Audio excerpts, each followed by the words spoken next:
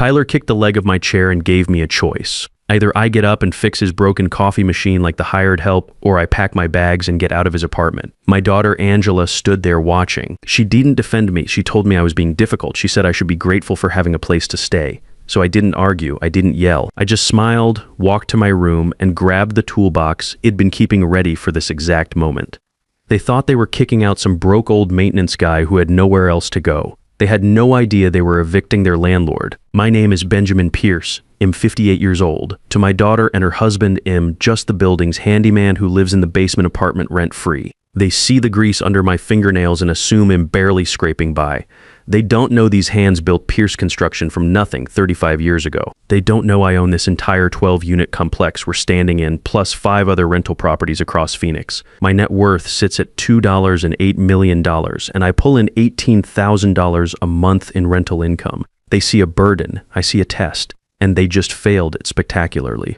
The whole thing started 2 years ago when Angela called me crying. Tyler's tech startup had crashed and burned, leaving them drowning in $180,000 of debt between his student loans and failed business expenses. They needed a place to stay while they got back on their feet. I owned this modest apartment building in Scottsdale, so I moved into the basement maintenance unit and let them have the nicest 2-bedroom on the top floor. I told them the property owner was letting them stay temporarily as a favor to me. What they didn't know was that I paid their $2,400 monthly rent through a shell company called Desert Property Management. I also secretly covered Tyler's BMW lease payments and Angela's credit card bills to keep them afloat. For 24 months, I watched Tyler treat me like his personal servant while living off my charity. He'd call me at all hours to fix leaky faucets, unclog drains, or reset circuit breakers. Not once did he say thank you. Not once did he offer to help with the work. He just assumed that's what the maintenance guy was there for. Angela was different, but not in a good way. She was polite enough, but distant. She'd make excuses for Tyler's behavior, saying he was under pressure trying to rebuild his career. She'd bring me leftover food sometimes, but it felt like charity, like she was being kind to the help. She never once asked about my life before I moved into the basement. She never wondered how a maintenance worker could afford the quality tools in my workshop, or why I seemed to know so much about property management and construction codes. This morning was different, though. Tyler walked into my small kitchen wearing his silk pajamas that cost more than most people make in a week. He looked at me like I was dirt on his expensive shoes. His hair was perfectly styled even though it was 8 a.m. on a Tuesday. He pointed at the fancy Italian espresso machine I'd installed in their apartment. "Hey Ben," he said, not bothering to make eye contact. "That piece of junk machine is acting up again. Angela's got an important Zoom call with a potential client in 20 minutes and she needs her coffee perfect. Go upstairs and fix it right now." I was sitting at my small kitchen table eating breakfast. Simple scrambled eggs and whole wheat toast. The same thing I'd eaten for 30 years. I'd worked construction since I was 23, building my company from a one-man operation into something that employed 25 people at its peak. I still preferred simple food and simple living, even though I could afford much more. I looked up at this 35-year-old kid who'd never built anything with his hands, never created a single job for another person, never solved a real problem in his life. He was telling me what to do in my own building. "I'm eating my breakfast, Tyler," I said calmly, taking another bite of eggs. "The instruction manual's right next to the machine upstairs.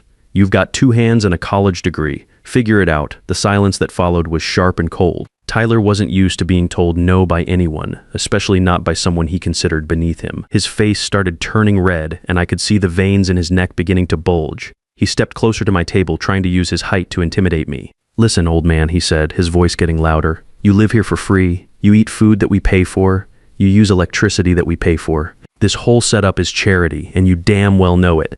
The least you can do, the absolute bare minimum, is earn your keep when we need something done. Now get your tools and get upstairs." I turned in my chair to face him directly. I saw the bloodshot eyes from last night's wine. I saw the soft hands that had never held anything heavier than a smartphone. I saw the fear masked as aggression, the insecurity of a man who'd never accomplished anything real, trying to feel important by pushing around someone he thought was powerless. "No," I said simply. That single word hit Tyler like a slap across the face. His mouth fell open. For a few seconds, he just stood there staring at me, processing the fact that the building's maintenance guy had just refused a direct order. Then the rage took over. Tyler's face went from red to purple. He grabbed my plate with both hands and hurled it against the kitchen wall. The ceramic shattered with a loud crash, and scrambled eggs splattered across my clean white paint. Yellow yolk dripped down the wall onto my spotless floor. "Look what you made me do," he screamed, pointing at the mess. "Look at this disaster. You're clumsy and you're useless, and now look what happened. Clean it up." Clean it up right now? I didn't move to clean up Tyler's mess. I stood up slowly, brushing a piece of egg off my flannel shirt. My heart was beating steady and calm. This was it. This was the moment E'd been waiting for. E'd given them every chance to show some basic decency, some gratitude, some respect. There was nothing here but rot. "What's going on down here?" The voice came from the stairway. Angela appeared in her silk pajamas, looking from the broken plate to Tyler's red face, and finally to me. I waited. I waited for her to ask if I was okay. I waited for her to tell her husband he couldn't treat her father like an animal. I waited for the girl I'd raised to show up. Instead, she sighed. It was a long, irritated sigh that told me everything I needed to know, Dad. "Seriously," she said, walking over to stand next to Tyler. "It's 8 in the morning. Why are you provoking him?" I stared at my daughter. Provoking him? He threw my breakfast at the wall. "Tyler's under enormous pressure, Dad," she snapped, cutting me off. "He's got 3 investor meetings this week, trying to get funding for his new venture. He's carrying the weight of rebuilding our entire financial future. He asked for a simple favor. Is fixing a coffee machine really too much to ask after everything we do for you? Everything they did for me?" I almost laughed out loud. I thought about the $2,400 monthly rent check I wrote for their apartment.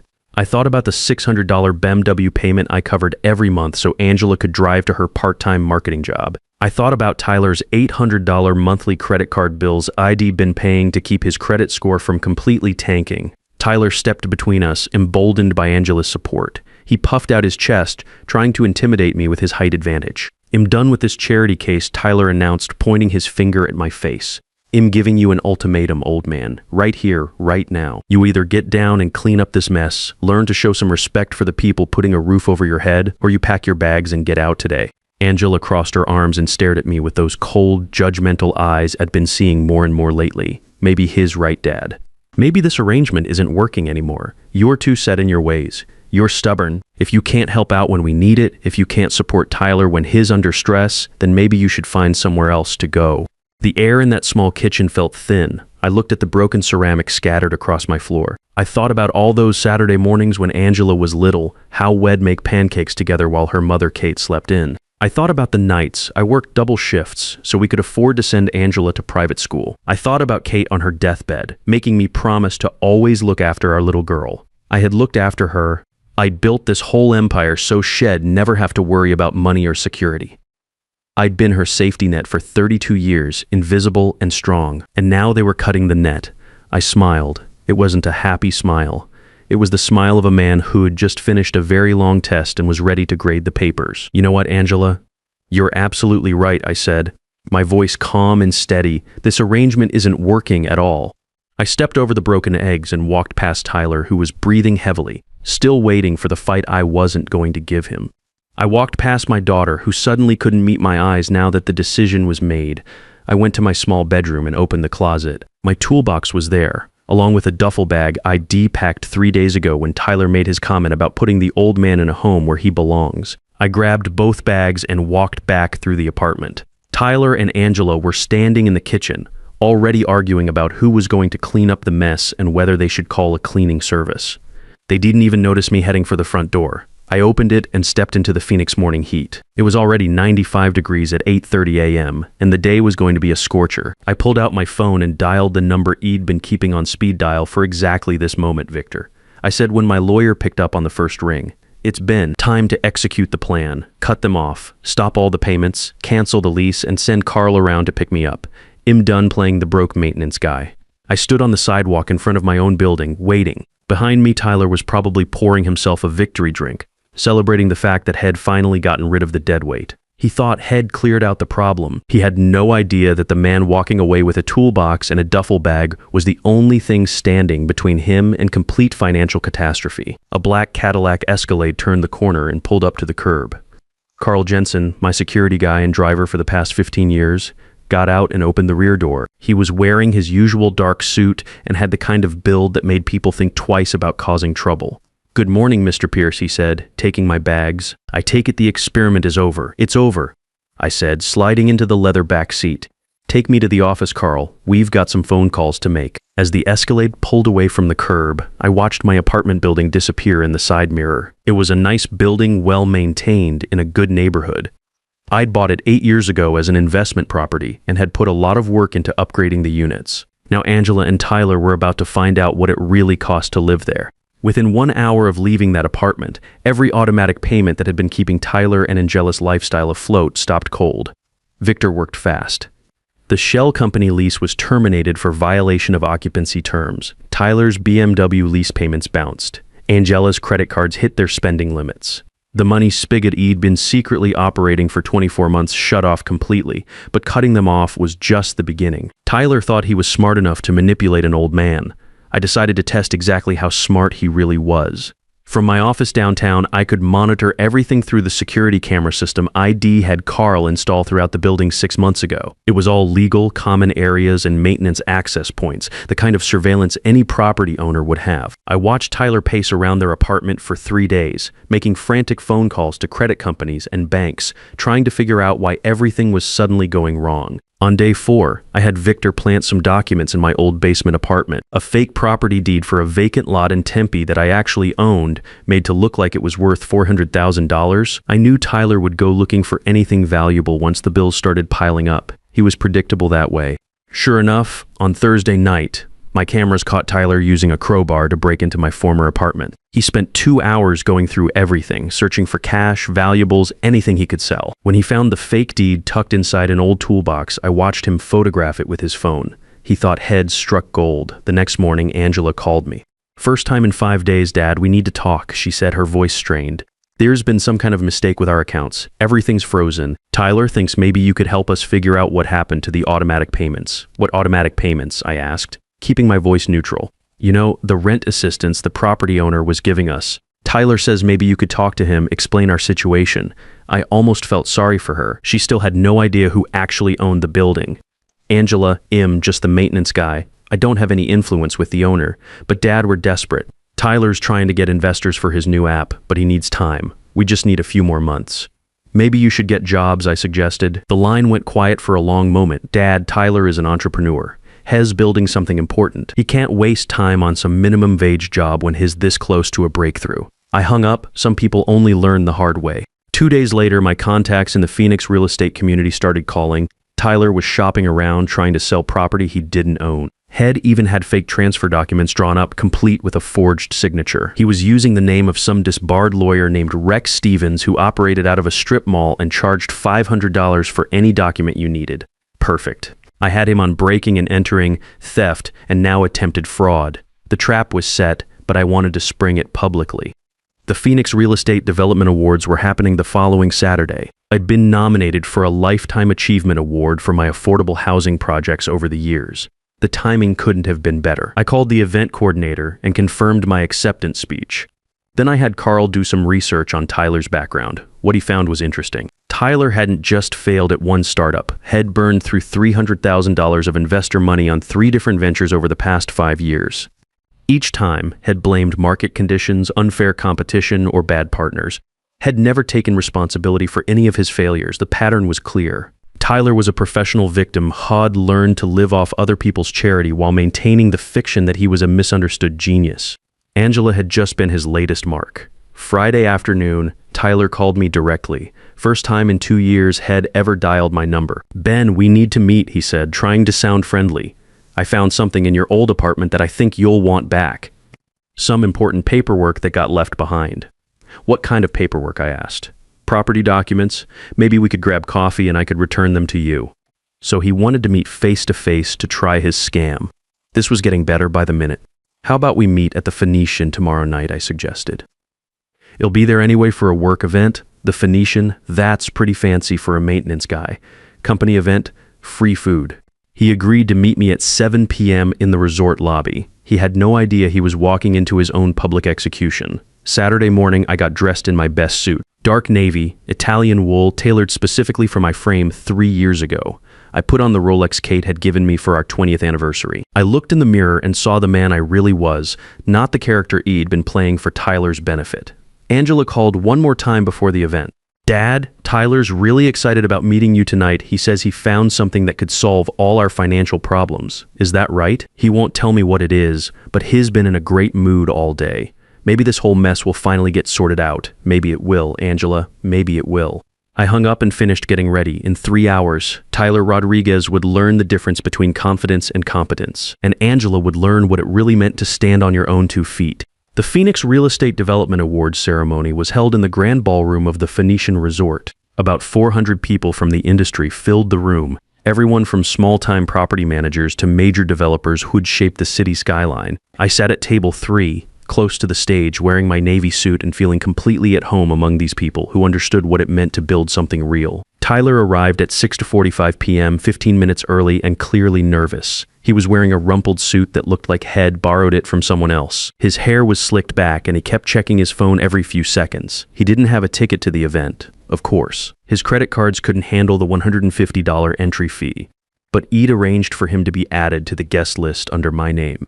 He found me at my table and sat down without being invited. "Ben, good to see you," he said, trying to sound casual. "Nice event. Didn't know you had connections in the real estate world. Company puts on a good show," I replied, sipping my water. "You said you found something of mine?" Tyler glanced around the room nervously, then leaned closer. "Yeah, about that. I was helping clean out your old apartment and I found some paperwork. Property documents. Looked pretty valuable. What kind of property?" "A lot in Tempe. According to the deed, it's worth around $400,000. He paused, watching my reaction. "Thing is, Ben, I know you're going through some financial difficulties right now, living in that basement, working maintenance. Maybe we could work something out. I've got connections with investors, people who could help you liquidate that property quickly." I nodded slowly. "That's very generous of you, Tyler. I'm thinking 60-40 split. You get the majority, obviously, but ID handle all the paperwork, find the buyers, take care of the legal stuff. You wouldn't have to worry about any of it." 60-40 sounds fair, I said. "Do you have the documents with you?" Tyler's eyes lit up. He reached into his jacket and pulled out a manila envelope right here. I even had my lawyer friend look them over. He says it's all legitimate. "Your lawyer friend, Rex Stevens. His got experience with property transactions, Rex Stevens. The disbarred attorney Hodge $500 to forge any document you needed." This was getting better by the minute. The lights dimmed and the ceremony began. Tyler sat through the first hour of awards, getting more impatient by the minute. He kept checking his watch and glancing at the envelope in his lap. He was convinced he was sitting on a gold mine and couldn't wait to cash in. Finally, the Master of Ceremonies reached the Lifetime Achievement Award. Our final honor tonight goes to a man who spent 35 years building affordable housing throughout the Phoenix metro area. His company has constructed over 300 residential units, created thousands of jobs, and contributed millions in economic development. Please welcome the founder of Pierce Construction and owner of multiple residential properties throughout Scottsdale and Phoenix, Benjamin Pierce. The applause was thunderous. 400 people stood up, recognizing work they knew and respected. I stood up from my chair and walked toward the stage. Behind me, I could hear Tyler's sharp intake of breath as the pieces finally started falling into place. I accepted the Crystal Award and stepped to the microphone. The spotlight was warm, the room was quiet, and every eye in the building was focused on me. "Thank you for this incredible honor," I began. "I've spent my entire adult life in construction and real estate because I believe in building things that last. I believe in creating value. I believe in taking care of the people who depend on you." I paused, letting the room settle. 2 years ago, I decided to conduct an experiment. I wanted to see what would happen if I lived anonymously in one of my own properties, watching how people treated someone they thought was powerless. The room was dead silent. Tyler had gone completely white. The person sitting at my table tonight spent 2 years treating me like his personal servant. He kicked my chair, threw my food against the wall, and told me to get out of my own building because I wouldn't make his coffee. Gasps rippled through the crowd. People turned to stare at Tyler, who was frantically looking for an exit. This same person broke into my apartment, stole property documents, and is currently trying to sell land that doesn't belong to him using forged signatures from a disbarred attorney. Tyler bolted from his chair and tried to run. Security was already moving to intercept him. They grabbed him near the ballroom doors while the entire room watched. "The Phoenix police have been very interested in those forged documents." I continued into the microphone. "Amazing how people reveal their true character when they think nobody important is watching." They escorted Tyler out in handcuffs while the crowd erupted in shocked conversation. I finished my speech, thanked the audience again, and left through the side exit. Angela was waiting in the hallway, tears streaming down her face. "Dad, I had no idea about any of this." Tyler never told me about the documents. I stopped and looked at my daughter, Angela. You stood in that kitchen and watched him humiliate me. You chose his comfort over your father's dignity. This isn't about the money or the property. It's about respect. But I didn't know who you really were. You knew who I was. I was your father. That should have been enough. Tyler got 18 months probation for fraud and forgery. He had to pay $50,000 in restitution and move back to California to live with his parents. His investor meetings mysteriously dried up when word got around about his arrest. Angela lost the apartment and had to find her first real job in years. She rented a small studio across town and worked as a receptionist at a dental office. For 10 months, we didn't speak. Then I got a handwritten letter in the mail. Dad, I saved $1,200 for a security deposit on a better apartment. I earned every dollar myself. I finally understand what you were trying to teach me. Can we have coffee? Angela, we met at a small cafe near her work. She looked tired but different, stronger somehow. She didn't ask for money. She didn't make excuses. She just apologized and told me about her job, her plans to take night classes, her goal of starting her own marketing business. 6 months later, I co-signed her loan for a modest condo. Not a gift, a loan. She's been making payments on time ever since. Last week, she brought me dinner and we sat on her little patio, talking about her business plan. She still doesn't know the full extent of what I own. Maybe someday it'll tell her, but right now she's learning something more valuable than money. She's learning that respect isn't inherited. It's earned one honest day at a time.